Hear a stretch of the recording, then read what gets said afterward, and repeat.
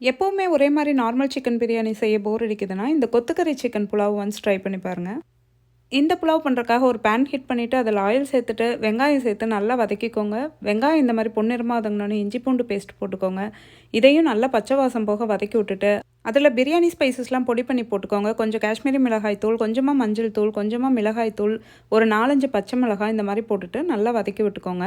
இது வதக்குனதுக்கப்புறம் ஒரு 3 table spoon அளவுக்கு தயிர் சேர்த்துக்கோங்க. அப்புறமா சிக்கனை நல்லா இந்த மாதிரி கொத்துக்கறி பண்ணி சேர்த்துக்கோங்க. இது எல்லாத்தையும் நல்லா கலந்து விட்டுட்டு இதுக்கு தேவையான அளவுக்கு உப்பு சேர்த்து ஒரு 2 நிமிஷம் மூடி போட்டு மூடி வச்சுருங்க. சிக்கன் நல்லா சாஃப்ட் ஆனதும் அது கூட தக்காளி, அதுக்கப்புறமா கொஞ்சம் கொத்தமல்லி இலை, புதினா, நான் இன்றைக்கி ட்ரை புதினா தான் சேர்த்துருக்கேன். இது எல்லாத்தையும் நல்லா கலந்து விட்டுட்டு இதில் அரை மணி நேரம் ஊற வச்ச பாஸ்மதி அரிசி, அதுக்கு தேவையான அளவுக்கு தண்ணி சேர்த்துக்கோங்க. இது கூடவே 2 டேபிள் ஸ்பூன் அளவுக்கு நெய் சேர்த்துக்கோங்க. நெய் அதிகமாக சேர்த்துனா தான் புலாவ் டேஸ்ட்டாக இருக்கும். இது எல்லாத்தையும் கலந்து ஒரு விசில் விட்டு எடுத்திங்கன்னா அருமையான கொத்துக்கறி சிக்கன் புலாவ் ரெடி.